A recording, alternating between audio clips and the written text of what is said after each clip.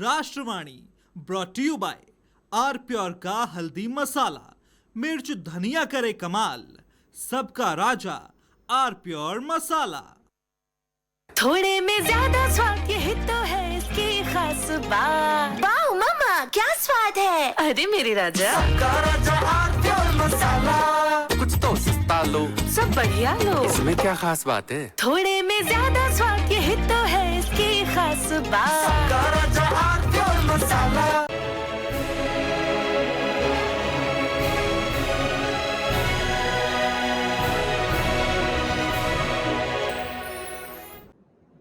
एक तरफ असदुद्दीन ओवैसी मोर्चा खोले हुए हैं, दूसरे तरफ शहाबुद्दीन रजवी साहब हैं। उन्होंने भी मोर्चा खोल दिया, धर्म संकट में फंसा दिया समाजवादी पार्टी को। तीसरी तरफ बहन जी हैं, वो सवर्ण वोट के लिए भाईचारा कमेटी सक्रिय कर रही है, ब्राह्मणों से कह रही है कि भाई बसपा की तरफ आओ, सपा की ओर न देखना। और चौथी तरफ भाजपा है। क्या समाजवादी पार्टी फंस गई है? क्या साइकिल फंस रही है? और इसी के बीच में एक पांचवा कोण यह है कि कांग्रेस और सपा के बीच भी मुस्लिम वोट की खींचतान है। इन सबको देखें तो क्या ऐसी स्थिति बन गई कि सपा एक फसाव की स्थिति में है, उलझन में है, इधर जाए या उधर जाए, प्रोएक्टिव मुस्लिम पॉलिटिक्स करे या सॉफ्ट हिंदुत्व पर चले? बड़ा सवाल। मेहमानों से परिचय करा दे, फिर बहस में चलते हैं। विनोद सोनकर है हमारे साथ, भारतीय जनता पार्टी के प्रवक्ता। विनोद सोनकर जी का स्वागत है। अशोक यादव हैं हमारे साथ, समाजवादी पार्टी के प्रवक्ता। अशोक जी का बहुत स्वागत है। सुरेश चंद्र जी हैं, वरिष्ठ नेता बीएसपी। सुरेश जी का बहुत स्वागत है। मौलाना शहाबुद्दीन रजवी साहब हैं, अध्यक्ष हैं AIMJ के। मौलाना साहब का बहुत स्वागत। मौलाना साहब, सबसे पहले आपसे बात शुरू करेंगे। आपने ये मतलब अचानक से अखिलेश जी को इतने बड़े मुश्किलात में क्यों डाल दिया? अब उधर जाए तो कुआं और इधर जाए तो खाई। वो घोषित कर दे कि मुसलमान सीएम बनाएंगे तो वो दूसरी किस्म की मुसीबत में फंस जाएंगे, नहीं घोषित करे तो दूसरी मुसीबत में फंसेंगे। रजवी साहब, अचानक से ये बात कहां से आपको जहन में आई कि भाई अब की ये घोषणा करें सपा वाले कि अब की हम जीते तो मुसलमान मुख्यमंत्री बनेगा? ऐसी मांग तो कभी मुलायम सिंह के समय में भी नहीं की आप लोगों ने, जो आप अखिलेश जी से कर रहे हो। देखिए मोहतरम, मैं आपके सवाल का जवाब दूंगा, मगर उससे पहले मैं एक बात कह देना चाहता हूं सारे पैनल जितने भी हैं, तो और खास तौर पर जो समाजवादी पार्टी के प्रवक्ता हैं, कि कोई भी अपशब्द अगर इस्तेमाल किया तो फिर मैं भी कड़ा जवाब दूंगा और फिर वही उसी भाषा में मैं भी इस्तेमाल करूंगा। फिर किसी को कोई तकलीफ नहीं होना चाहिए और एतराज नहीं होना चाहिए। अब मैं आपके सवाल के जवाब शुरू कर रहा हूँ। देखिए मोहतरम, ये बात जो है वो काफ़ी दिनों से महसूस की जा रही थी और उत्तर प्रदेश के जो मुसलमान हैं लाखों की तादाद में, वो उनके जज्बात और एहसासात हैं, उनके जज्बात और एहसासात को मैंने पत्र के माध्यम से अखिलेश यादव जी को मैंने अवगत करा दिया और मैंने बता दिया जी। और उसकी वजह यह है कि 89 से लेकर के अब तक कई बार, और सब दुनिया जानती है कि मुसलमानों ने ही समाजवादी पार्टी को खून पसीने से सींचा और मुलायम सिंह यादव जी को कई बार मुख्यमंत्री बनाया मुसलमानों ने, रक्षा मंत्री बनाया और फिर उनके परिवार के लोगों को भी बहुत सारे विधानसभा या लोकसभा में भेजने का काम किया। खुद अखिलेश यादव को भी मुसलमानों ने जम करके सपोर्ट किया और झोली भर करके मुसलमानों ने वोट दिया समाजवादी पार्टी को। जब वोट हमने दिया है, और मैं आपको बताऊं, मुलायम सिंह जी से मेरे अच्छे रिश्ते थे, वो हमारे यहाँ आते थे, जाते थे, हम लोग भी जाते थे, मिलते थे, जब भी टाइम मांगते थे बराबर वो टाइम देते थे। और अगर हम मुस्लिम मसाइल पर उनसे बात करना चाहते थे और कोई समस्या होती थी बताते थे तो वो तुरंत उसको गंभीरता से लेते थे, सुनते थे, हल करने की कोशिश करते थे। मगर मुलायम सिंह यादव की समाजवादी पार्टी में और अखिलेश यादव की समाजवादी पार्टी में बड़ा फर्क है, जमीन और आसमान का फर्क है। इनके पास में किसी भी मुस्लिम संगठन से, उलमा से या और भी आम मुसलमानों से मिलने का टाइम नहीं है, कोई वक्त नहीं है, और ना मुसलमानों के मसाइल पर जो है वो ध्यान देते हैं, ना उसकी तरफ तवज्जो देते हैं। तो उत्तर प्रदेश के जो 75 जिले हैं, उन 75 जिलों में मेरा बराबर राब्ता है। वहाँ की बड़ी बड़ी जामा मस्जिद के इमाम, बड़े बड़े मदरसे के लोग और आम मुस्लिम एनजीओज, मुस्लिम संगठन, छोटे बड़े सब लोगों से बराबर मेरा राब्ता रहता है। तो उन लोगों ने, सब लोगों ने इस बात को कहा कि आप जो है आगे आइए और आप इस बात का मुतालबा करिए कि 89 से लेकर के आज तक हम एक ही परिवार को मुख्यमंत्री बनाते रहे, और झोली भर के जब हम समाजवादी पार्टी को वोट देते हैं तो फिर हमारा हक ज्यादा बनता है। क्योंकि मुसलमान 22% हैं उत्तर प्रदेश में और यादव बिरादरी के लोग 7% हैं। तो इसलिए इस बात का ऐलान करें अखिलेश यादव जी कि मुसलमान चेहरा होगा। हम नहीं कह रहे हैं कि किसी को करिए, फला को करिए, इसको करिए, उसको करिए ना। समाजवादी पार्टी में जिसको भी पसंद करते हो, जो भी मुसलमान हो, जो भी उनकी पसंद हो, उसके नाम का ऐलान करें। तो ये हमारा जायज हक है, जायज मुतालबा है, और हम उसूली बुनियादों पर बात। ठीक है मौलाना साहब, ठीक बात जी, ठीक बात। मैं आऊंगा दोबारा आपको, अशोक जी के पास। चलो अशोक जी, मौलाना साहब कह रहे हैं कि मुद्दतों हमने एक तरफा मोहब्बत निभाई है, अब कभी आपका भी वक्त आएगा कि नहीं आएगा कि इनकमिंग रखोगे, आउटगोइंग बंद रखोगे, ऐसा वो कह रहे हैं, उनका भाव ये है। और दूसरी बात जो मैं समझ पाया वो ये कि आपका वोट है 7% यादव, वो कह रहे, और मुसलमान है 22%। तो बोले 7% वोट वाला 4 बार चीफ मिनिस्टर, तो 22% वोट वाला 1 बार चीफ मिनिस्टर क्यों नहीं हो सकता? अशोक जी, सवाल तो बड़े हैं और कड़े हैं, और चुनाव के माहौल में है तो आप जानते हो वैसे ही उसकी ताकत बढ़ जाती है सवाल की। अशोक जी देखिए, मौलाना साहब ने चेतावनी दिया, हालांकि मैं तो कभी किसी को चैनल पर आप सब कभी आज तक बोला नहीं, मेरी फितरत में है जी। और दूसरी बात देखिए, जो मौलाना साहब ने कहा कि एहसासात और क्या क्या, तो वही मैं देख रहा था कि एक शायरी है कि हिंदू या मुस्लिम के एहसासात को मत छेड़िए, अपनी कुर्सी के लिए जज्बात को न छेड़िए। ये जज्बात को छेड़ने का कोई अवसर नहीं है। ये भारतीय जनता पार्टी इस तरह काम करती है, हिंदू मुस्लिम के लिए, कुर्सी के लिए जज्बात को छेड़ती है, खेलती है। अभी आज मैं दैनिक भास्कर है, लेकिन मौलाना साहब भारतीय जनता पार्टी में नहीं है ना, वो तो ये कह रहे हैं कि आप इतनी सी सादा सी घोषणा कर दो कि अब की जीते तो मुसलमान मुख्यमंत्री होगा, बात खत्म। वो करे हम तो कंधे से कंधा मिला के सपा के लिए लड़ेंगे। अशोक जी देखिए, मैं किसी के ऊपर टिप्पणी नहीं कर रहा हूं। मैंने एक शेर पढ़ी है कि हिंदू या मुस्लिम के एहसासात को मत छेड़िए, अपनी कुर्सी के लिए जज्बात को मत छेड़िए। आज हालात क्या है? आज हालात ये है कि अभी मैं दैनिक भास्कर की एक खबर पढ़ रहा था कि राम मंदिर में ट्रस्टियों के भतीजे रिश्तेदार खरीद रहे हैं जमीन, 17 गुना ज्यादा दाम दिए, निर्माण सामग्री में 40% कमीशन लिया। ये खबर आती है अशोक जी। लेकिन इससे मुसलमान चीफ मिनिस्टर ना घोषित हो, इसकी कहीं कोई कानूनी रोक है कि भाई वहां मंदिर में भ्रष्टाचार हुआ, मान लिया, तो उसका इस बात से क्या लेना देना कि सपा मुसलमान चीफ मिनिस्टर नहीं बना सकती? ये मैं समझना चाह रहा हूँ। वो अलग विषय है यार, वो कानपुर है, ये जबलपुर है, आप दोनों को मिला दोगे तो कैसे चलेगा महाराज? देखिए, मेरे मिलाने का एक लॉजिक है, और लॉजिक ये है कि ये जो मामला है, आज राम मंदिर पर बहस न हो, राम मंदिर में जो ट्रस्टियों के भतीजे जो जमीनों के 17 गुना ज्यादा रेट पे खरीद रहे थे, 40% कमीशन ले रहे थे, इस पर बहस न हो जाए, इसलिए इस तरह की बात करवाई जा रही है। इस तरह की बात इसलिए करवाई जा रही है। अरे भाई, उनको चिट्ठी लिखना नहीं आता, उनको कौन करवाएगा? अच्छा, कौन करवा रहा? फिर आप ये बताओ अशोक जी, कौन करवा रहा? अच्छा, राम मंदिर मुद्दे पर कौन घिर रहा है? राम मंदिर मुद्दे पर कौन घिर रहा है?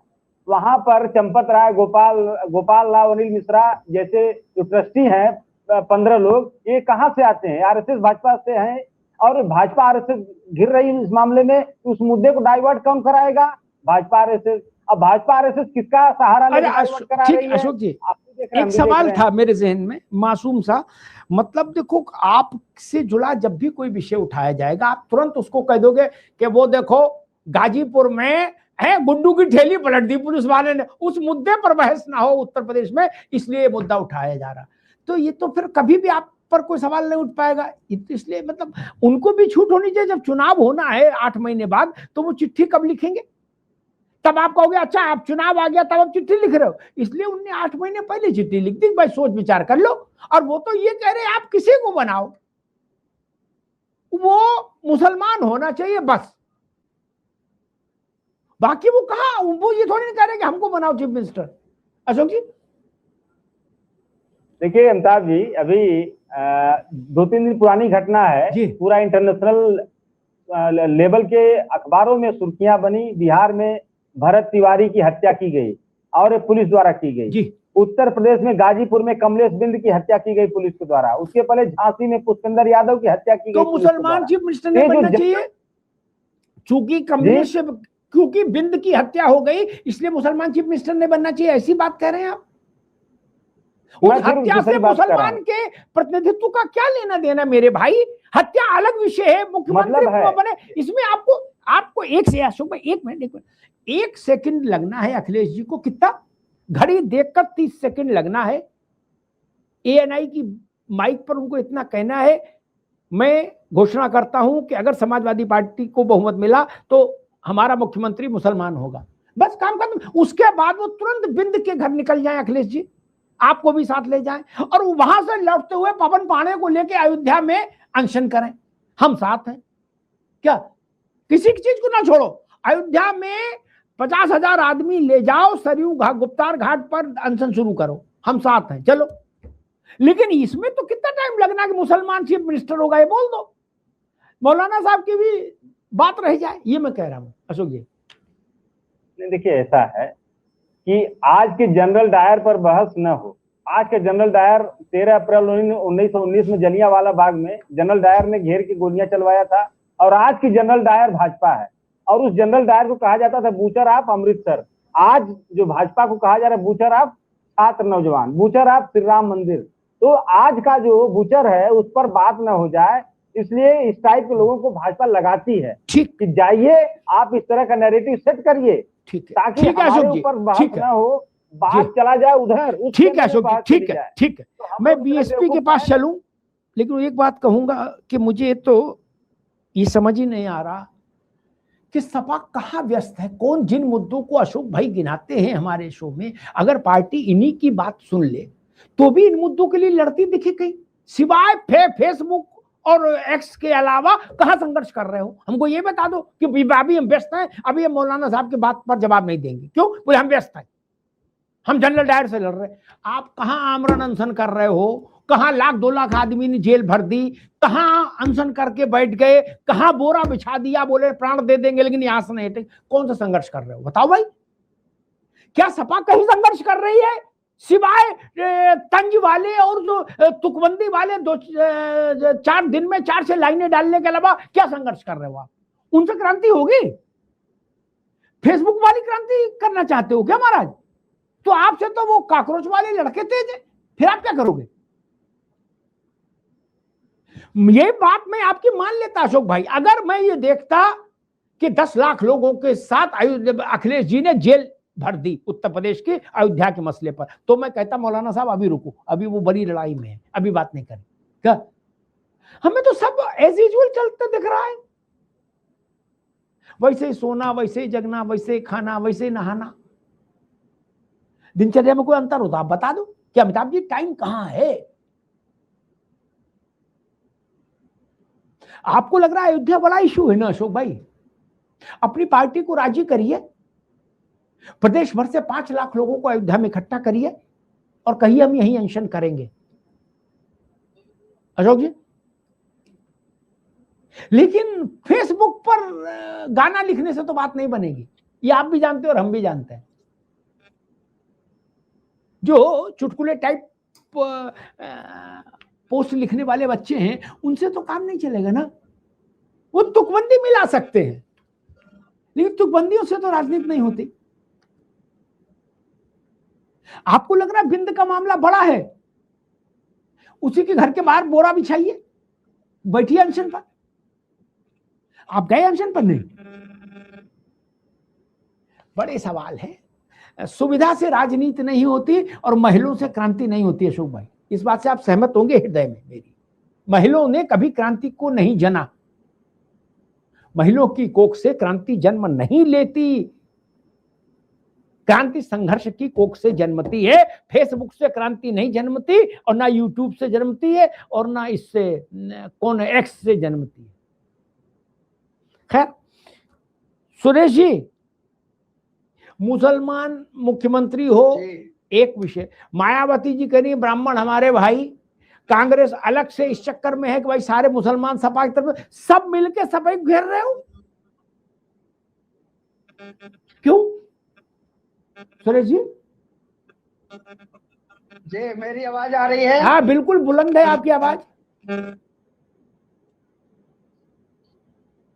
पहले तो मैं आपका शुक्रिया अदा करता हूं कि आज के माहौल में माकूल मुद्दे पर ये चर्चा करना, और आपके माध्यम से मौलवी साहब ने जो जिक्र किया, मैं अपने इस्लाम मत के अनुयायियों को भी उस तरह की मुबारकबाद देना चाहता हूं कि देर आए लेकिन दुरुस्त आए, कि उन्होंने अखिलेश जी को आजमा लिया और दलों को भी आजमा लिया, और जो मांग आज दूसरे रूप में उठी है, हमने तो 1996 में मानवर कांशीराम साहब ने 35 मुस्लिम समाज के कैंडिडेट बनाए थे लोकसभा के लिए, और ये मान करके कि जिसके पास 10% ऑफ द हाउस सांसद होंगे उनके खिलाफ कोई इस सदन में आवाज नहीं उठा सकता, तो हमने ये मान करके, साहब ने ये मान करके 35 हमने दिए,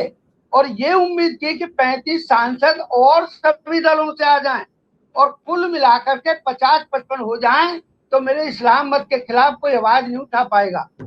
और आज ये स्पष्ट हो गया है कि सपा के लोग, सपा की नेतृत्व किसी की सगी नहीं है। मैं उनका आजम खान साहब का कोई वकील नहीं हूं, लेकिन उस आदमी को जो इनकी नाक होते थे उनको बर्बाद करने में सपा का इन्होंने कोई कसौर नहीं छोड़ी, इसलिए। लेकिन समाज आज समझने लगा है। और जो जहां तक अभी आपने एक डायलॉग कहा ब्राह्मण वंश के लिए, हमारे लिए सारे लोग हमारे समर्थक हैं, हम उनका मान सम्मान करते हैं, और ये भी फॉर्मूला 2006 में ड्राइव हो गया था। इस दौरान मेरे ब्राह्मण वंश के लोगों ने कार्यक्रम किया था लखनऊ में, तो मेरे ब्राह्मण वंश का आदमी सीधे हाथ में बहुजन समाज पार्टी का झंडा लेकर के और बाएं हाथ में शंख लेकर के मंच की तरफ दौड़ता हुआ जा रहा है, और जय भीम का पटका गले में है, और नारा लगाता हुआ जा रहा है कि ब्राह्मण शंख बजाएगा, हाथी संसद जाएगा, हाथी नहीं गणेश है, ब्रह्मा विष्णु महेश है। उन्होंने वो चीज सिद्ध करके दिखा दी 2007 में, और मंत्रालय भी जो मिले पूरे मान सम्मान के साथ हमने उनको दिया। और जो और भी वर्ग के लोग हैं, हमने कभी किसी को अपमानित नहीं किया, और बहुजन समाज पार्टी की आइडियोलॉजी में कहीं अपमान शब्द का मतलब नहीं है।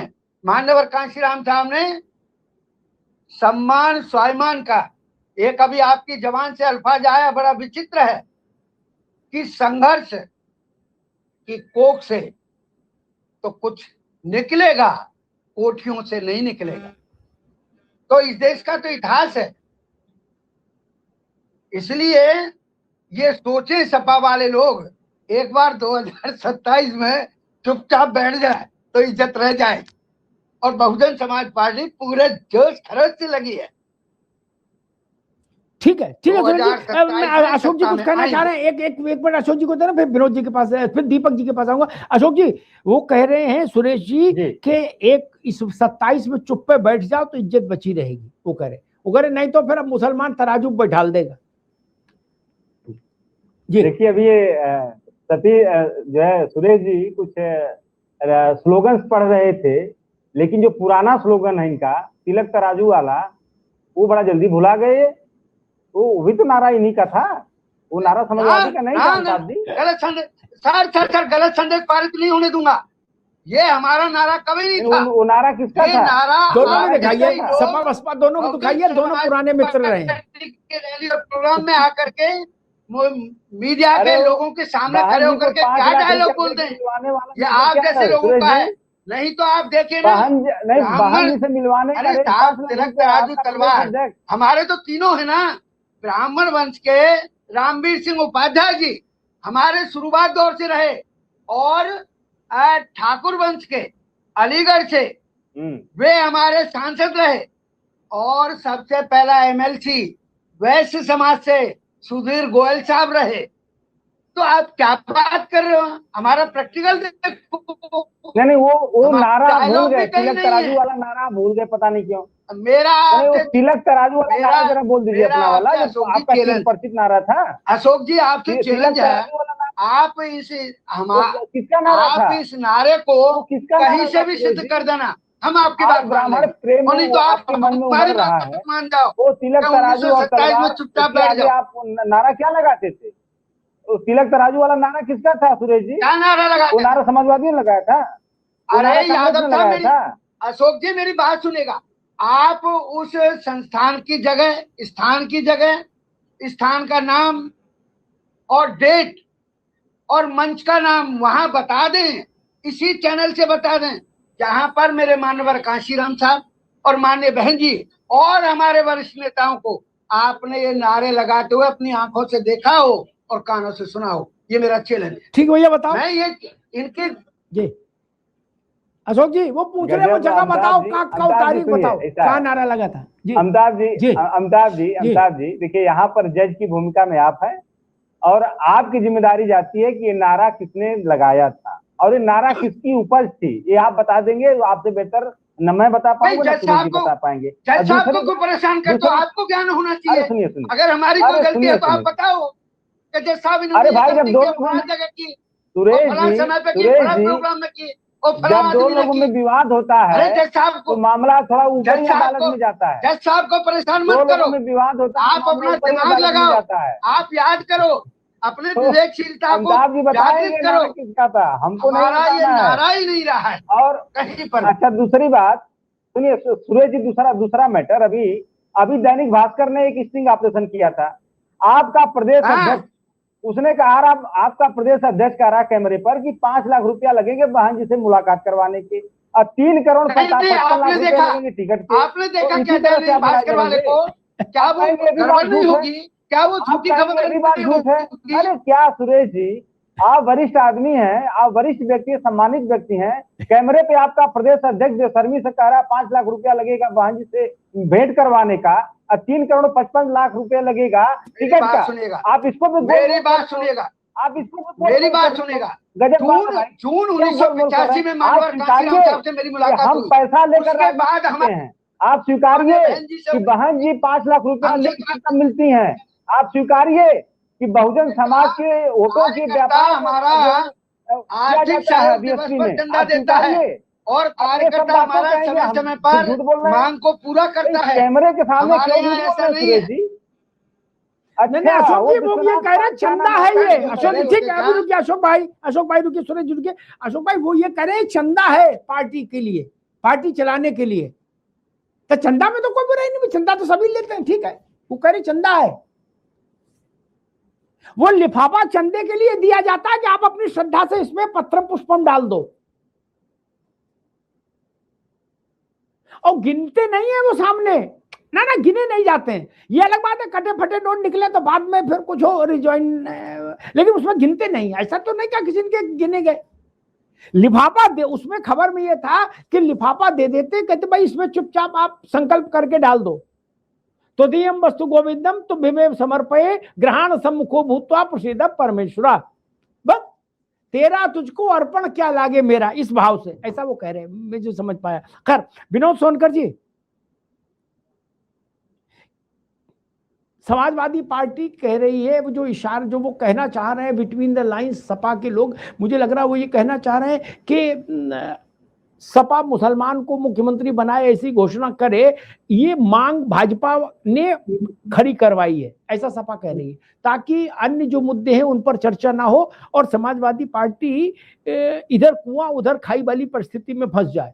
क्योंकि ये बात तो सच है कि मुसलमान सपा का मजबूत पाया है, ठीक, मुस्लिम वोट हटना नहीं, उसके मन में जरा भी विचलन आ गया तो समाजवादी पार्टी के लिए संकट हो जाएगा। ये बात सच है और ये बात सपा भी जानती है और हम भी जानते हैं और मुसलमान भी जानता है। तो जो अशोक जी ने इशारा किया, उनका इशारा ये है कि ये भाजपा ही है जो कान में कह रहे कि और मुद्दा उठाओ। ऐसा आप इसके पीछे, आप है इस बहस के पीछे, दीपक सोनकर? देखिए साहब जी, समाजवादी पार्टी का तुष्टीकरण की राजनीति का चेहरा और दोहरे चरित्र का चेहरा वो सामने आ जाएगा जनता के। और जिस विषय को आज ये विषय जिसने उठाया है वो भारतीय जनता पार्टी के कार्यकर्ता ने तो नहीं उठाया, या भारतीय जनता पार्टी के किसी सदस्य ने तो नहीं उठाया, या भारतीय जनता पार्टी के विचारधारा से जुड़े हुए लोगों ने तो नहीं उठाया। ये मुद्दा खुद वहां मौलाना साबुद्दीन साहब ने उठाया और उन्होंने चिट्ठी लिख करके दिया। तो हमेशा क्या है समाजवादी पार्टी का ये जो चेहरा, ध्रुवीकरण का जो चेहरा आज सामने आ जाएगा, और समाजवादी पार्टी को विकास के मुद्दे से और किसी जनता के मुद्दे से तो लेना देना है नहीं। जो मुद्दा उन पर भारी पड़ता है, जो उन पर भारी पड़ने वाला होता है, उसको भारतीय जनता पार्टी के ऊपर डाइवर्ट करने का काम करती है। और भारतीय जनता पार्टी और प्रदेश की जनता इस बात को जानती है कि अब अखिलेश यादव जी की सच्चाई वो तो सामने आ जाएगी। आज जो 22% की बात सामने आई, 7% वोट की बात सामने आई, वो तो उनके बात सामने आने वाली है। और सबसे बड़ी बात यह है, हमारे अशोक भाई और समाजवादी पार्टी के लोगों को ये समझना चाहिए कि कब तक आपने उनको गुमराह करने का कार्य किया है। असली योजना का लाभ तो भारतीय जनता पार्टी ने दिया है। अंतिम पायदान पर बैठे हुए व्यक्ति को सशक्त भारतीय जनता पार्टी ने किया है। 3 तलाक जैसी योजनाओं से मुक्त कराने का काम जो है भारतीय जनता पार्टी ने किया है, और उनके घरों में राशन तक पहुंचाने का काम तो भारतीय जनता पार्टी ने किया है। हमने वही कार्यकाल भी देखा था, अभी हमारे समाजवादी पार्टी के कार्यकाल गिना रहे थे, वह कार्यकाल भी देखा था जहां धर्म के आधार पर लोगों को योजनाओं से जोड़ा गया, जाति के आधार पर लोगों को नौकरियों से जोड़ा गया। यहाँ तो किसी को जाति के आधार पर नहीं है, धर्म के आधार पर नहीं है, सबका साथ, सबका विकास, सबके विश्वास के साथ है। अब जब समाजवादी पार्टी के पास ही जवाब नहीं है, तर्क नहीं है, उदाहरण नहीं है, जनता के जवाब नहीं है, तो वो पल्ला भारतीय जनता पार्टी की तरफ भड़काने का काम कर रहे हैं। भारतीय जनता पार्टी तो केवल विकास के मुद्दे के साथ है, ना किसी जाति धर्म के साथ में बढ़ने के लिए। वो सबका साथ, सबका विकास, सबके विश्वास के साथ बढ़ती है। और अब की बार समाजवादी पार्टी का सुपड़ा साफ इन्हीं बातों को लेकर के हो जाएगा कि किसी तरीके से। और एक बात और बहुत महत्वपूर्ण है, आज मौलाना साहब ने उस विषय को लेकर के उठाया है। अमिताभ जी, मुझे भी एक बात याद आ रही है, जब गठबंधन की बात आती थी, कांग्रेस के बहुत सारे दल, समाजवादी पार्टी के दल, तो आजम खान साहब ने भी एक बात उठाई थी कि इतना बड़ा दल है, इस दल के इतना बड़ा गठबंधन है, इंडी गठबंधन है, उसमें किसी मुस्लिम को नेतृत्व क्यों नहीं? वो सवाल को समाजवादी पार्टी भूल जाती है। वो तो आजम खान साहब ने उठाई थी, वो तो समाजवादी पार्टी के थे, भारतीय जनता पार्टी के तो नहीं थे, वो तो समाजवादी पार्टी के थे। आप उस सवाल को भी गुमराह करना कर सही। आज जो अधिकारी की बात है, सच्चाई की बात है, वो सब देश की जनता, प्रदेश की जनता के सामने आएगी। और हमारे अशोक भाई अभी बहुत सारा सुरेश चंद्र जी से बात कर रहे थे, समाज की बात कर रहे थे, दलित समाज की बात कर रहे थे। दलित समाज 2012 से 17 के समय के कार्यकाल के अंदर अपने अधिकारों को अनंत का महसूस करता। 2012 से 17 के साथ सबसे ज्यादा अत्याचार, अशोक भाई गूगल कर लेंगे, सबसे ज्यादा अत्याचार उस समय दलित समाज के साथ किया गया। दलित समाज के आरक्षण के प्रमोशन पर रोक लगा दिया गया। दलित समाज के अनुयायी बाबा साहब के पार्कों को तोड़ दिया गया, बाबा साहब की मूर्तियों को तोड़ दिया गया, बाबा साहब के नाम पर बने हुए जिलों को चेंज कर दिया गया, काशीराम जी के नाम पर बने हुए जिलों को चेंज कर दिया गया। तो आज इनको दलित समाज याद आ जाता है, आज इनको अलग अलग समाज और जाति के याद आने लगता है। जब आप थे तो आपको याद कौन था? अतीक अहमद, मुख्तार अंसारी, मुजफ्फरनगर के दंगइयों का साथ।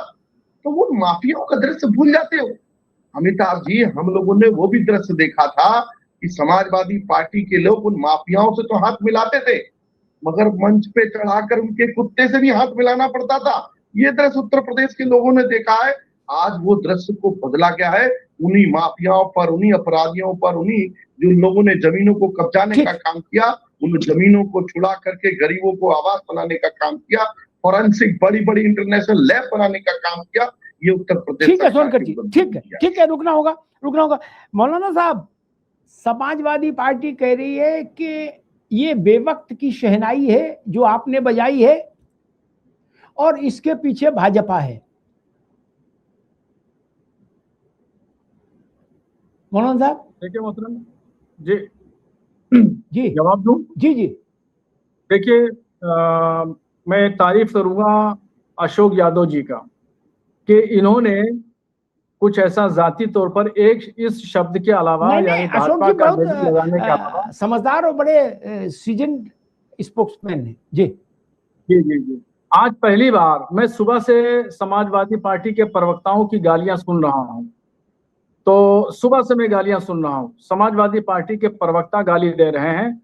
और तो फिर जवाब में मैं भी नहीं चूका, मैंने भी फिर लताड़ा। मगर अशोक जी की मैं तारीफ करूंगा कि इन्होंने सिर्फ भाजपा का लेबल लगाने के अलावा बाकी कोई बात इन्होंने नहीं कही।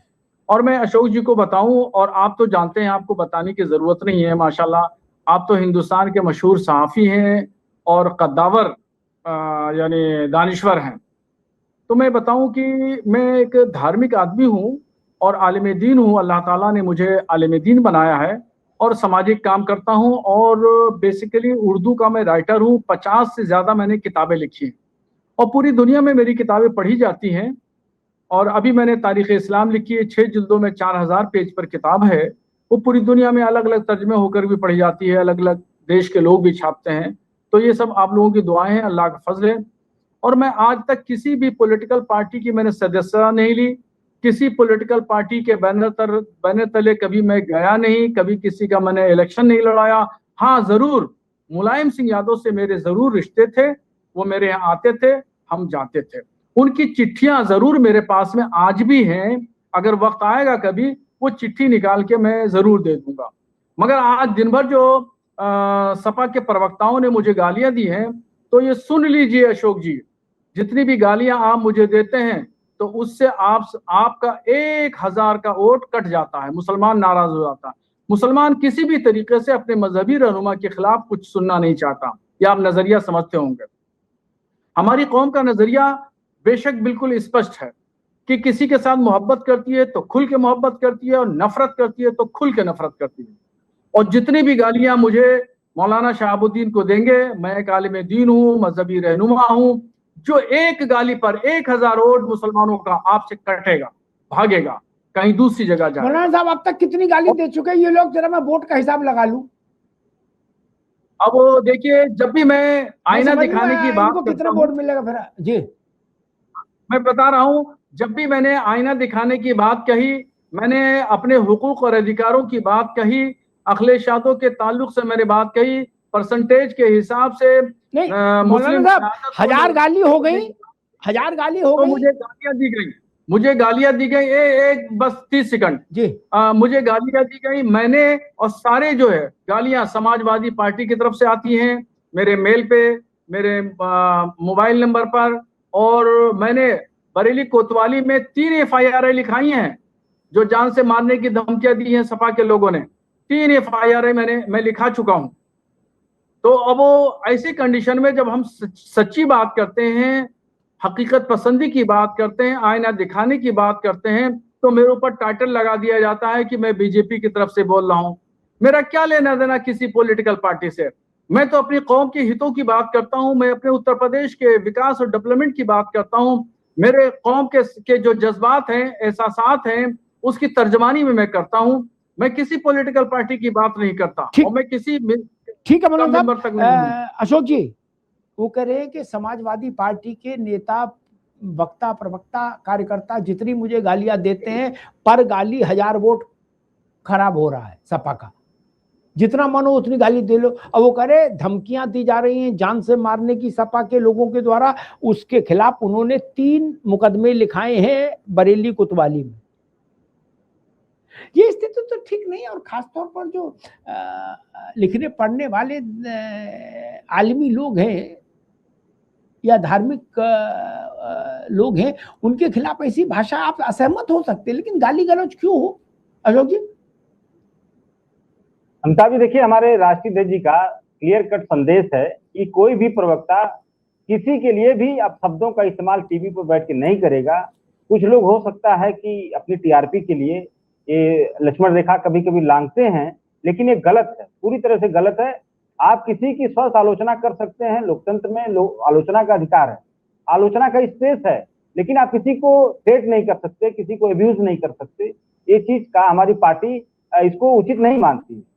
दूसरी बात, जो मौलाना साहब ने जो बात कही, उस बात का पूर्ण तौर पर समर्थन अगर किसी ने किया तो भारतीय जनता पार्टी के प्रवक्ता ने किया, विनोद सोनकर जी ने किया। जो बात मौलाना साहब ने कही, जो डिमांड इन्होंने रखी, वही उसी डिमांड का सीधे सीधे समर्थन हमारे विनोद जी ने किया, जो भारतीय जनता पार्टी के प्रवक्ता हैं। तो इससे अब प्रत्यक्षम किम प्रमाणम, आपको प्रत्यक्ष की जब जहां प्रत्यक्ष दिख रहा है वहां पर प्रमाण की जरूरत नहीं है। ये हमारे जो आंदोलन है, लेकिन वो तो अशोक जी वो तो ये कह रहे कि हमारी मुलायम सिंह जी से इंटीमेसी रही, मुलायम सिंह जी से हमारा बहुत अपनापा रहा, उनका आना जाना रहा। मौलाना साहब तो ये कह रहे, वो उनने तो कहा नहीं कि भाजपा वालों से मेरा कोई बहुत याराना रहा, ऐसा तो बोले नहीं वो। नहीं, मैं तो सिर्फ ये कह रहा हूँ, जो मौलाना साहब ने जो डिमांड रखी, उस डिमांड का समर्थन इस पैनल पर सिर्फ भाजपा के प्रवक्ता ने किया। इस बात का संज्ञान नहीं, सुरेश जी ने भी किया, सुरेश जी ने भी किया, सुरेश जी ने भी किया। सुरेश जी की बात का, सुरेश जी का हम लोग ज्यादा वो वजन नहीं देते हैं, क्योंकि सुरेश जी भी तो उसी इकोसिस्टम के ही हैं, भाजपा के इकोसिस्टम के हैं, तो उनकी बात का कोई बहुत बड़ा वैल्यू नहीं है। अब जो आदमी जो भाजपा ही है, जो संगठन समाजवादी पार्टी में तो भाजपा ही है। आप तो ये भी मान रहे हैं समाजवादी पार्टी की भी अशोक जी एक बार अशोक जी, बीजेपी कह रही है कि भाई सब भाजपा है और सपा भी भाजपा ही है, इसमें काहे की नाराजगी? वो ऐसा कह रहे, क्या ऐसा है अशोक जी? देखिए, नहीं, आपने कह दिया कि सब भाजपा ही है, तो फिर सपा भी भाजपा ही है। श्री राम में सब जग जानी, करहु प्रणाम जोर जुग पानी, क्या सपा भी भाजपा ही है अशोक जी? अमिताभ जी देखिए, ऐसा है कि इस तरह की चीजें टाइम टाइम पर माननीय मोदी जी के द्वारा या उनके कुछ लोगों के द्वारा जानबूझकर होम्योपैथिक ट्रीटमेंट करने के लिए बयान दिए जाते हैं, ताकि जो जनता में भ्रम की स्थिति पैदा हो। आज अगर कोई मजबूती से केंद्र में लड़ रहा है भाजपा की आदताई नीतियों। अच्छा एक बात बताओ, अब भाजपा की हम मान लेंगे इनकी 100 गलतियां होंगी, लेकिन एक बात बताओ, अब विधान अशोक बाबू, लोकसभा के पटल पर खड़े होकर नेताजी ने साफ शब्दों में कहा वो लोकसभा की कार्रवाई में दर्ज है। क्या ऐसी बात तो किसी ने नहीं कही? मोहन भागवत नहीं बोले कभी ऐसी बात, तो क्या जो नेताजी बोले वो भी हाउस में खड़े होके? बिल्कुल सही। ये बिना दिल में प्यार हुए नहीं हो सकता। जब तक दिल में प्यार नहीं होगा, दिल में अपनापा नहीं होगा। अब अरे मौलाना साहब एक बात सुनो पूरी। नेताजी ने कहा कि मोदी प्रधानमंत्री बने, हमारे दिल की इच्छा, हम जीत के आए ना आए, लेकिन मोदी जी आए और प्रधानमंत्री बने, यही देश को आगे ले जा सकते हैं। एक मोदी जी ने मुलायम सिंह जी के दिवंगत होने पर उन्हें भारत का सर्वोच्च नागरिक, दूसरे नंबर का सर्वोच्च नागरिक सम्मान दे दिया। क्या तो इतना तो हुआ? कुछ तुम कहो कुछ हम कहें, कुछ तो बात बनी नहीं? अमिताभ जी आप तो बहुत सीनियर पत्रकार हैं, आप कुछ तो हुआ होगा, हम इसी बात कह रहे हैं। और मोदी जी कहीं इतनी दूर शादी ब्याह में नहीं जाते क्या? दिल्ली में हो तो वो चले जाते हैं शादी ब्याह में, अन्यथा बाहर बहुत मुश्किल है प्रधानमंत्री के जाना, लेकिन वो सैफ ही गए। तो अब ऐसे में अगर लोग ये कहें कि कुछ तो है, ये रिश्ता क्या कहलाता है अशोक जी? अमिताभ जी देखिए, चूंकि आप कई बार नेताजी के प्रसंग को मुझे भी बताए हैं व्यक्तिगत तौर पर, तो मुझे लगता है कि आप नेताजी के बारे में बहुत ज्यादा जानते होंगे। और नेताजी के बारे में जो मैंने थोड़ा बहुत सुना, उनके नेतृत्व में काम करने का मौका तो नहीं मिला मुझे, लेकिन जो मैंने सुना है कि नेताजी जो उनके खिलाफ खबरों में, अखबारों में बहुत कटु लिखता था, उसको बड़े प्यार से बुलाते थे, चाय पिलाते थे और पूछते थे कि मेरी क्या कमी।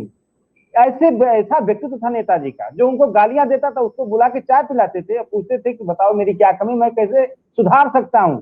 और जो बात आप हाउस की कर रहे हैं लोकसभा की, नेताजी वयोवृद्ध नेता थे उस समय सदन में, और उन्होंने अपनी जो हमारे भारत का ये जो संस्कृति है कि वो अपने से छोटों को आशीर्वाद देती है। नेताजी ने भी कहा था कि हमारे जितने भी सांसद लोकसभा में हैं, सारे सांसद, मेरी मनोकामना है कि सारे सांसद गण दोबारा चुन के आए। तो नेताजी का एक बृहद दृष्टिकोण था, वो सबके लिए अच्छा सोचते थे, कभी किसी का उन्होंने बुराई नहीं सोची। उसी क्रम में उन्होंने प्रधानमंत्री जी के लिए भी बोला, वो भी संसद थे, वो भी सांसद थे ना, प्रधानमंत्री जी भी सांसद थे, बाकी 543 जितने सांसद थे सबके लिए नेताजी ने कहा ठीक है अशोक भाई, मेरी शुभकामना कि सारे दोबारा चुन के आए। ठीक है, लेकिन मौलाना साहब आप पता, लेकिन अशोक भाई ने ये जो बात कही उसमें एक गड़बड़ी हो गई। नेताजी ने ये नहीं कहा कि हम चाहते हैं कि नरेंद्र मोदी भी सांसद चुन के आए, उनने कहा हम चाहते हैं कि आप प्रधानमंत्री रहो, बनो, सांसद नहीं, 543 नहीं, लीडर ऑफ द हाउस बनो। और उन्होंने ये कहा, और मोदी जी ने उनको भारत रत्न से ठीक नीचे वाला सम्मान दिया, जो देश के बहुत कम राजनेताओं को मिला। इसका मतलब अब मुझे नहीं पता, लोग कभी कभी कहते हैं कि रिश्ता कुछ है, और एक बार किसी ने कहा था, मैं नाम और पूरा वाक्य कोट नहीं करूंगा, जब जिस वक्त राष्ट्रीय स्वयंसेवक संघ का गणवेश नेकर हुआ करता था, क्या अशोक जी, तो किसी ने कहा था कि धोती के नीचे नेकर है, क्या, मैं इसके आगे नहीं बोलूंगा, लेकिन कहा था बड़े नेता ने, क्या, कि धोती के नीचे नेकर है। अब है नहीं है मैं नहीं जानता, लेकिन बड़े नेता ने कहा था और पब्लिकली कहा था। संदर्भ प्रसंग आप देखो। मौलाना साहब आप कुछ कहना चाह रहे थे। एक और दूसरा, समाजवादी पार्टी आरोप लगा रही है कि ये भाजपा के उस पर शह पर आपने एक नई उड़ान भरी है, एक विषय। और दूसरा विषय ये, क्या आपको कभी मुलायम सिंह जी के साथ आपका रिश्ता रहा है, क्या आपको कभी ऐसा लगा कि मुलायम सिंह जी और भाजपा में भी कहीं कोई अंडरस्टैंडिंग है? कभी ऐसा लगा? आपका आना जाना भी रहा, ऐसा आरोप लगता है उन पर भी, मुलायम सिंह पर भी। देखिए मोहतरम, ऐसा है कि मैं चैलेंज कर रहा हूं यहाँ पर बैठे हुए अशोक यादव जी और पूरी समाजवादी पार्टी को, अखिलेश यादव को चैलेंज कर रहा हूं, एक भी सबूत मेरे बारे में दिखा दें कि मेरा भाजपा से रिश्ता और नाता है, एक भी सबूत दिखा दें, मैं चैलेंज कर रहा हूं। और 1 दर्जन से ज्यादा सबूत मैं मुलायम सिंह के, अखिलेश यादव के और न जाने कितने सपा के, फलां धमाके के मैं सबूत दिखा दूंगा। अभी बहुत सारे सबूत तो आपने बताए मुलायम सिंह यादव के, अभी अखिलेश यादव को सबूत बताऊं कि जब सबसे पहली मर्तबा योगी आदित्यनाथ जी मुख्यमंत्री बने तो वहां मंच पर दोनों बाप बेटे वहां मौजूद थे और कान में कुछ कह रहे थे। वो फोटो, वो सीन सबने देखा है। मैं क्या, कान में क्या कह रहे थे मुलायम सिंह और अखिलेश यादव के लिए? ये कान का ही तो झमेला है भारत की राजनीति में, ये कान में बात करने का झमेला है भारत की राजनीति में। अभी देखिए, अभी जब उनकी बेटी पर, अखिलेश यादव की बेटी पर किसी ने कुछ कमेंट किया, वो गलत किया, मैं उसका समर्थन नहीं करता हूँ, गलत हुआ है, मगर मुख्यमंत्री जी अखिलेश यादव के साथ समर्थन में खड़े हो गए और उसको गिरफ्तार करवाया, जेल भेजवाया, FIR लिखवाई। ये तालमेल नहीं है तो और क्या है? और जब मुख्यमंत्री जी गोरखपुर पहली मर्तबा लखनऊ आए तो मुख्यमंत्री आवास दुरुस्त नहीं था, अखिलेश यादव पहुंचे और उनसे गुजारिश की, कहा कि जब तक आपके घर की साफ सफाई नहीं हो जाती तब तक आप मेरे घर में आके रहिए। ये उन्होंने पेशकश की। ये रिश्ता नहीं तो और क्या है? नोएडा में एक भाजपा के बड़े नेता के यहाँ अखिलेश यादव और न जाने कौन कौन से यादव सब बैठे हुए खाना खा रहे थे। आज तक बता दीजिए, क्या योगी जी, मोदी जी, अमित शाह जी मेरे घर आए? कोई सबूत नहीं है। या मैं गया, मैंने किसी से भीख मांगी? नहीं। मगर मेरे मुलायम सिंह से रिश्ते थे, वो रिश्ते उन तक थे उनके लेटर भी आज मौजूद हैं। हाँ, मैं ये बात बताऊं, कल्याण सिंह के साथ में जरूर मैंने देखा मुलायम सिंह को कॉफी पीते हुए लखनऊ में। ये जरूर मैंने देखा कि दोनों लोग एक साथ कॉफी पी रहे थे। जी, ठीक बात है। एक बड़े नेता थे सतपाल सिंह यादव, शाहजहांपुर के, अगर मैं सही नाम याद कर रहा हूं, केंद्र में मंत्री भी रहे। एक बार उन्होंने मुझसे कहा, अब तो रहे नहीं, एक बार उन्होंने मुझसे कहा कि अग्निहोत्री जी, वो समय था जब मुलायम सिंह और कल्याण सिंह दोनों उत्तर प्रदेश की राजनीति में चरम पर थे, तो उन्होंने कहा अग्निहोत्री जी आपको पता है ये दोनों, बोले नेता तो बड़े हैं लेकिन एक ही जनरेटर से अपना अपना बल्ब जला रहे हैं, जनरेटर एक है दोनों का। ये बात मुझसे उन्होंने कही थी, पुराने नेता थे। खैर, सुरेशन जी, समाजवादी पार्टी कह रही है कि बसपा को हम इसलिए ज्यादा अहमियत नहीं देते कि वो भाजपा का ही एक्सटेंशन है, वो उनको हम भाजपा के कोटे में गिन लेते हैं। सुरेश जी, अब आप कह रहे हम अलग लड़ेंगे, तो अरे भाई जब सब भाजपा ही हो तो भाजपा ही के साथ मिलकर लड़ लो। नहीं सर सुनिएगा, बहुत सारे उदाहरण तो आपने दे दिए, मौलाना साहब ने दे दिए।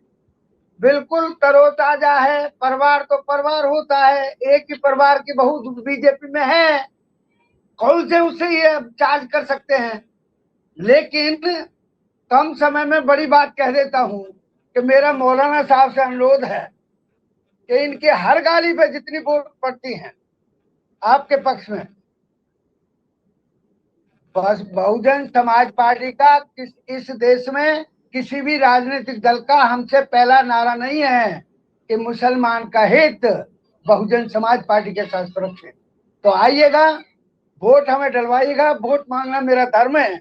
माने बहन जी लगी हैं इस काम में, मैं भी लगा हूं और इसलिए मांग रहा हूं वोट भी कि ये हम बहुजन समाज पार्टी का पैगाम है, बीएसपी का ये पैगाम, स्वच्छ प्रशासन उम्दा काम। और अशोक यादव जी जो बात कर रहे हैं, देखेंगे, विचार करेंगे क्या अशोक जी, अधूरा कचरा ज्ञान है। देखो भाई, सुरेश जी ने यही कैंपेनिंग शुरू कर दी, उन्होंने कहा मौलाना साहब आप सपा से नाराज हो तो हमें वोट पड़वाओ। गुंडागर्दी कौन करता है? मैं कह दूं, देखिए ठीक है सुरेश जी, अशोक जी, उन्होंने मौलाना साहब ने कुछ गंभीर प्रसंग याद दिलाए हैं। बस अमिताभ जी, मैं 10 सेकंड चाहूंगा, थोड़ा इंटरप्शन ना हो किसी का। देखिए, पहली बात की हमारे सुरेश जी ने कहा कि यहाँ पर चैनल पर वोट मांगना शुरू कर दिए। ठीक है, वोट मांगना सबसे अच्छी बात है, वोट मांगना भी चाहिए, लेकिन आओ जो 3 करोड़ 55 लाख मांगते हैं वो तो मत मांगिए। वोट मांगिए, लेकिन 3.5 करोड़ पर टिकट मांग रहे हो आप महाराज, उसको मत मांगिए। कहाँ से गरीब आदमी देगा? और पीडीए समाज इतना पैसा वाला नहीं सुरेश जी, हमारा पिछड़ा दलित इतना पैसा वाला नहीं है कि 3.5 करोड़ रुपए देकर आपका मतलब आपका थोड़ा रेट कम हो, ऐसा कह रहे हो आप? ये करो रेट कम रखा जाए, ऐसा कह रहे हो? क्या चाहते हो? नहीं, वोट मांगे ठीक है, लेकिन 3.5 करोड़ रुपया ना मांगे। मेरा अरे भाई, आपको 3.5 करोड़ ज्यादा है ये लग रहा है, या रुपया मांगा जा रहा है ये खराब लग रहा है? ये समझना चाह रहा हूँ। रुपया मांगा जा रहा है ये खराब लग रहा है। और दूसरी बात, मौलाना साहब ने एक याद दिलाया कि योगी जी का पहला शपथ ग्रहण था। भाई, वो प्रोटोकॉल होता है, जो मुख्यमंत्री जो जा रहा होता है, जो मुख्यमंत्री आ रहा होता है, उसका वेलकम करने के लिए मुख्यमंत्री रहता है मंच पर। ये कोई बड़ी बात नहीं है, तो शुचिता है। हमारी शुचिता की राजनीति तो यही है कि हमारे कोई दुश्मनी थोड़ी है कि बंदूक लेके एक मुख्यमंत्री दूसरे मुख्यमंत्री के ऊपर ऐसे ताना रहेगा। और दूसरी बात, जो बेटी की बात आपने किया है, ये भाजपाइयों ने जब गालियां लिखना शुरू की हम जो बेटी के लिए, मुख्यमंत्री जी बैकफुट पर आ गए थे। जब ये बेटी बचाओ बेटी पढ़ाओ का नारा देते थे, तो डैमेज कंट्रोल के लिए उन्होंने इस तरह का भाषण दिया था मंच पर कि उसके ऊपर एफआईआर कराया जाए। और जो योगी जी की बात आपने किया कि उन्होंने ऑफर किया घर रहने के लिए, यही योगी जी है ना जो हमारे मुख्यमंत्री जी के घर को गंगा जल से धुलवाने का काम किए थे। ये कौन था? भारतीय जनता पार्टी ने कभी किसी बेटी को लेकर के कभी महिला को आप कन्नौज में मंदिर पर जाके अखिलेश यादव नहीं बोला है। आप इन तर्कों को यहाँ गुमराह मत करिए, यहाँ बैठ करके नहीं, यहाँ बैठ करके तर्कों को गुमराह मत करिए। भारतीय जनता पार्टी को बहनों महिलाएं बेटी बेटी होती है, कि राजनीतिक की बेटी हो, किसी गरीब की बेटी हो, दलित समाज के लोगों के बेटी हो, उस बेटी का सम्मान बराबर है। और उसके सम्मान के साथ अगर कोई खेलने का काम करेगा, उसको अपमानित करने का काम करेगा, तो निश्चित रूप आप पर उस उनका पर कार्रवाई एनकाउंटर होगी। करवा दे रहे ये हो, समाजवादी तो पार्टियों आप की कहाँ सोच हो तक हम सकती है, लोगों को पीछा ये करोगे? समाजवादी पार्टी के कहाँ तक राष्ट्रीय अध्यक्ष की पीछा सोच करेंगे? हो सकती है, और ये आपके समाजवादी मन में पार्टी के चुनाव आता प्रवक्ता है, अशोक जी की इस सोच हो तरह के सकती है किसी कि मौलाना को आगे करके तो वो विवाद पैदा करवा जातीय देते हैं। धार्मिक पार्टी के आधार पर उन बहनों ताकि के पिछड़ा अपमान दलित को सहन आदिवासी करने का काम अल्पसंख्यक कर सकता है। जो मुद्दा है वो हमने जब तो वो भी उदाहरण देखा था तो ये अशोक सारी जी चीजें आप लोग कि करवाते जब हैं समाजवादी और हर पार्टी के राज्य में राष्ट्रीय करवाते अध्यक्ष हैं। की और पत्नी इस तरह और का जो आपका समाजवादी मोडस पार्टी ऑपरेंडी की है, मुझे सांसद लगता है कि ये को अपमानित किया गया। अब समाजवादी पार्टी के जनता मुंह समझ से गई शब्द है। नहीं निकले। भारतीय नहीं, जनता पार्टी समाजवादी की सरकार पार्टी ने, कम से उत्तर कम प्रदेश की हम लोग सरकार ने आपकी तरह से ऐसे नफरत लोगों नहीं पर करते हैं कार्रवाई लोगों करने से। का काम किया हमारे था। लिए सब भाई तब हैं। समाजवादी हमारे पार्टी जो लिए एक पर समाज खेलने का का हर काम वर्ग हमारा करती है, भाई है, उन्हें चाहे वो किसी पीडीए जवाब हो, नहीं आया। और नॉन समाजवादी पीडीए हो, पार्टी सारे के लोग हमारे चरित्र भाई। को, लेकिन समाजवादी आपके पार्टी लिए की उन हमारा महिला जो बहनों पीडीए ने भी है वो उस गंगा चरित्र जल से को धुलवाने दर्शाने वाला का व्यक्ति काम है। किया है, वो यहाँ नहीं दिखाने का कार्य बैठाओगे, किया है। अपने डिप्टी आप सीएम इस को इशू पे प्रकार बैठा से दोगे गुमराह क्योंकि वो मत पीडीए से करिए। आता है। नहीं तो अशोक जी, ऐसी नफरत इस आप करते तरीके से हैं। जनता हमारे को मन में गुमराह ऐसा करने कुछ की नहीं है। आवश्यकता नहीं हम है। तो माता बाबा जनता के विधानसभा सामने में अखिलेश यादव जी का चेहरा, लेकिन समाजवादी आप क्या पार्टी का करते हो? चेहरा, मित्रों को रोकूंगा, आप दीपक सोनकर जी को भी रोकूंगा, अशोक जी को भी रोकूंगा, दोनों मित्रों को रोकूंगा।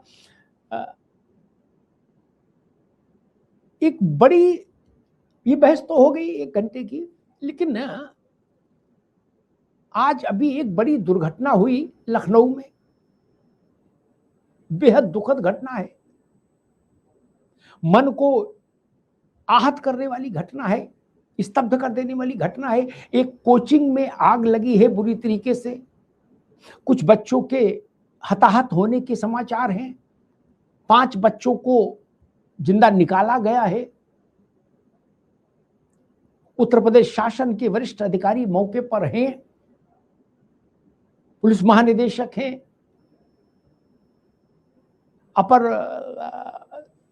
मुख्य सचिव गृह वहां हैं, डिप्टी चीफ मिनिस्टर हैं और राज्य के मुख्यमंत्री योगी आदित्यनाथ अलीगढ़ का अपना दौरा छोड़कर, निलंबित कर लखनऊ वापस लौट रहे हैं घटना स्थल पर पहुंचने के लिए। सरकार प्रोएक्टिव मोड में है। मुख्यमंत्री ने कहा है कि बड़े अधिकारी मौके पर रहेंगे और जांच की एक रिपोर्ट प्रस्तुत करेंगे ताकि दोषियों को सजा भी दी जा सके। ये तो घटना का विवरण है, लेकिन मैं एक बात कहूंगा, लखनऊ हो, बरेली हो, गाजियाबाद हो, नोएडा हो, कोई स्थान हो, अनियंत्रित ढंग से विकास जो हुआ, नियम कायदे की अनदेखी करके जो विकास हुआ, फायर एनओसी को लांघने की जो घटनाएं हैं, उनसे स्थिति बहुत खतरनाक जोन में चली गई है, ये जान लीजिए। आग से मरना सबसे खतरनाक और सबसे कष्टकारी होता है, आग से मरना। कोचिंग सेंटर्स में कोई व्यवस्था नहीं। मैंने दिल्ली में भी ऐसी स्थिति देखी, मैंने सूरत में भी ऐसी एक घटना देखी थी कोचिंग की, और कई जगहों पर देखी है। कोचिंगों का कुछ करना होगा। कोचिंग और ये छोटे होटल कुकुर मुत्ते की तरह उगाए हैं, कुकुर मुत्ते की तरह व्यवस्था को नाश कर दिया, जिंदगी को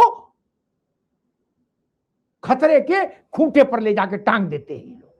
इनको पैसा कमाना है, बच्चा मरे चाहे जिए। मन शुद्ध हो जाता है, दुखी हो जाता है। मैं मुख्यमंत्री जी से अनुरोध करूंगा, उत्तर प्रदेश भर में ये ओयो टाइप होटल या छोटे होटल, नर्सिंग होम और कोचिंग, इन तीनों की ग्राउंड जीरो पर पड़ताल करानी चाहिए सरकार को तत्काल प्रभाव से। इन तीनों ने, हमने दिल्ली में एक, लक्ष्मी नगर में एक मैं नर्सिंग होम का देखा था जिसमें बच्चे थे नवजात, 9-10 बच्चे भुन गए थे, मांस के लोथड़े में तब्दील हो गए थे।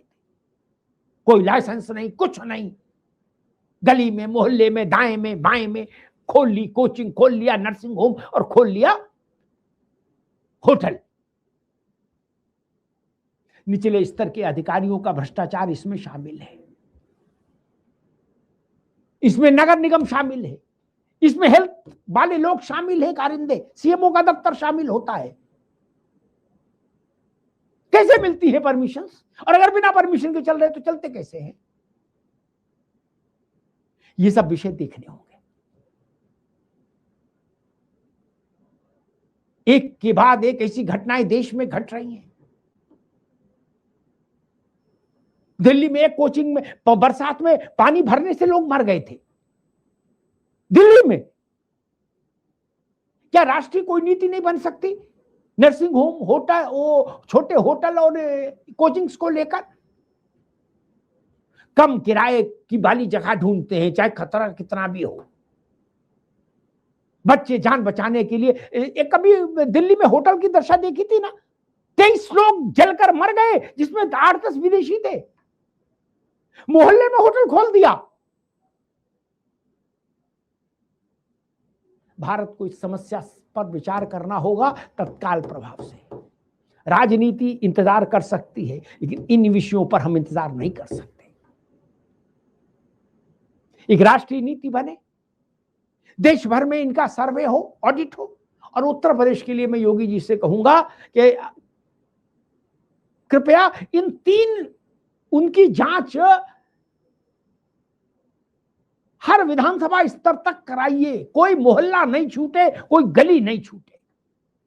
और 10-20-50 हजार होटल, नर्सिंग होम जो कुकुरमुत्ते की श्रेणी के हैं और कोचिंग, इनको बंद करिए और इनके चलाने वालों को जेल भेजिए। जितना बच्चा नहीं उससे ज्यादा कोचिंग, जितना रहने टूरिस्ट नहीं उससे ज्यादा ओयो, जितना मरीज नहीं उससे ज्यादा नर्सिंग होम। क्या तमाशा बना के रखा है यार। विनोद सोनकर जी, मैं भारतीय जनता पार्टी से भी कहूंगा, इस विषय को प्राथमिकता पर लीजिए। ये हवन कुंड जैसे प्रतिष्ठान नहीं चलने चाहिए। माता पिता भेजते हैं बच्चे को कोचिंग पढ़ने कि बच्चा का जीवन बन जाएगा। बच्चा तंदूर की माफिक भूनकर, तंदूर में जैसे मांस भुनता है वैसे भुन जाए। जो दिवंगत आत्माएं हैं उनके प्रति हमारी सबकी श्रद्धांजलि है। मेरे ख्याल से हमारा ये जो पैनल है वो भी इसमें शामिल है। हम सब लोग पूरे भरे हृदय से श्रद्धांजलि अर्पित करते हैं उन आत्माओं के लिए। ईश्वर उनको अपने श्री चरणों में स्थान दे। और हम शासन से, प्रशासन से मांग करेंगे कि ऐसी घटना दोबारा ना हो। इसके लिए सहारनपुर से सोनभद्र तक एक सघन जांच होनी चाहिए, जिसकी निगरानी सर्वोच्च स्तर पर हो। धन्यवाद।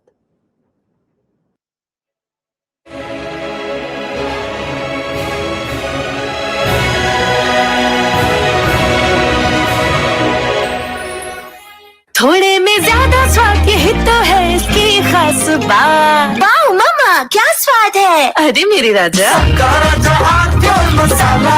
कुछ तो सस्ता लो, सब बढ़िया लो। इसमें क्या खास बात है? थोड़े में ज्यादा स्वाद, यही तो है इसकी खास बात। राजा आरपीआर मसाला।